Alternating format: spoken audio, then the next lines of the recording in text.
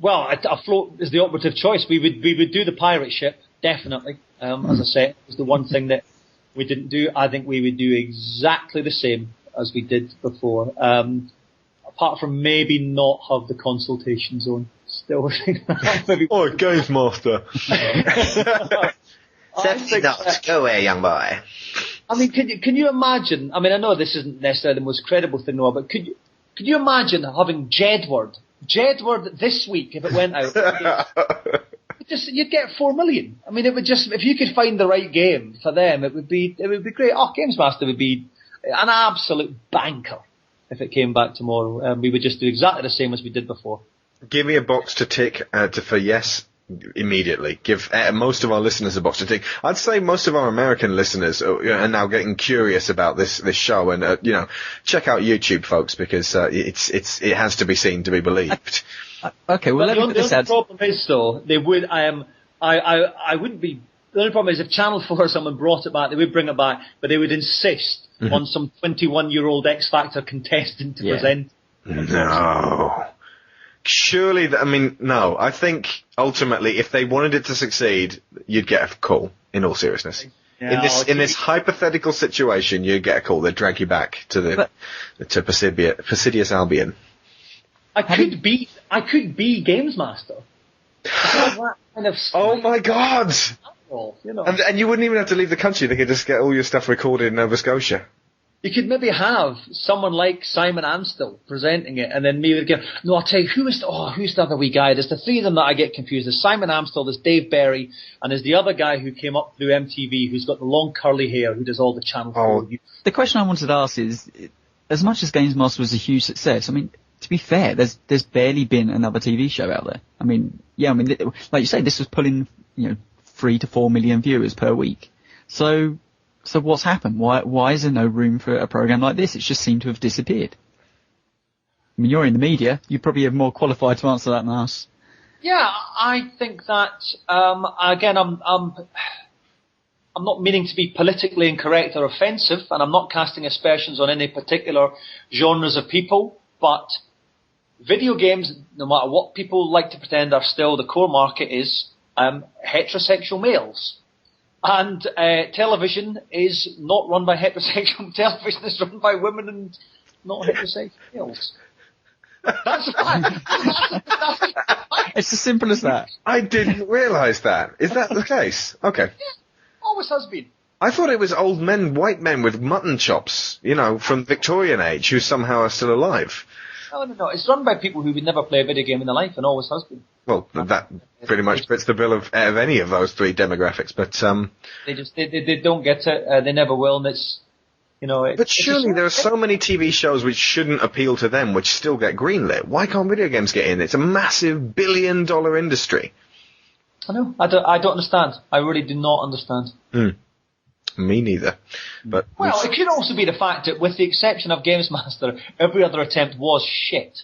That is true. Do you really want another Gamesville? Really? Does the world really want that? This is on a motorbike. Do you have a motorbike? Have you been on a motorbike before? I'm actually terrified of motorbikes, but I like it at the back. That's enough said. Okay then, Zoe, if you'd like to go and get your leg over this fine machine. A lovely bunch she's got right up in front of her there, Rick. This is a wide corner. Oh no, they've slipped inside her. A couple of them slipped inside Zoe there, but she's managed to knock one of them off. She's going to have to get a grip of that throttle control and get her thighs wrapped round completely. You would do quite well at the start there, then what happened? What went wrong? I was listening to you. You're not the first woman to be captivated by the rolling lilt of my accent. Oh, darling. Oh, yeah. Thank you very much indeed for coming on. Who writes your lines? I make them all up. Isn't really? It amazing? Do you know what I mean? I just find it. I feel it about here, or sometimes lower down, and before I know it, it's just come out. Okay, well, we're going to focus the next few minutes purely on you. Not that we haven't been doing that for the entirety of the show, but there's some interesting 5 questions that we ask. Yeah. Each and every one of them, I guess. Yeah. So basically, I'll shoot them at you.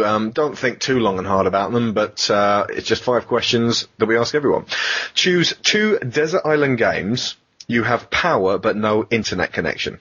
So this is not necessarily the best game. This is the game you could play forever.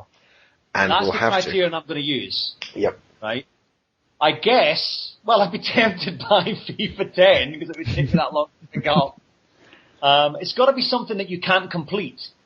that's the thing. It's got to be something you can play and play and play and play with no end. So that rules out anything like, Fallout, Call of Duty, GTA, anything like that. It's got to be an open-ended game. So this is going to sound really boring. I would say a football game, either Pro Evo or FIFA, and the latest Madden.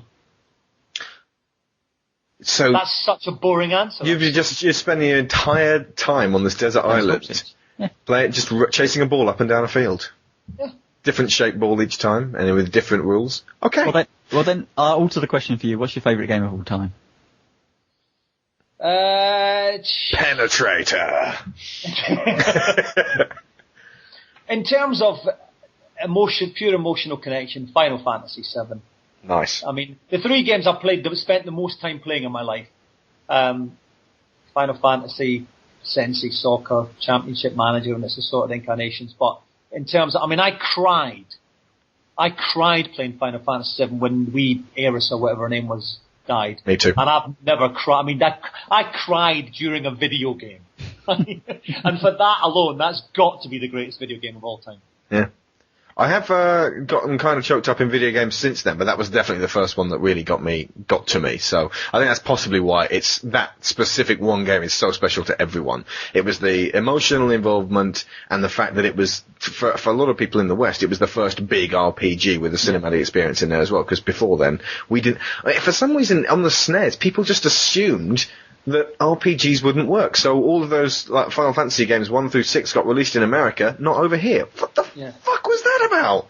We never got Chrono Trigger. We got Secret of Mana, and I love that, but it was really thin on the ground. So I can see why everyone in England, at least, would consider Final Fantasy VII to be one of the best RPGs of all time. I think Deus Ex. That was another thing that took over my life, and that was a wonderfully immersive experience. But I think if I'd cried at any point during Deus Ex, that might have nudged Final Fantasy VII, but Final Fantasy VII gets it on tears. I would have cried at the difficulty of Deus Ex, but...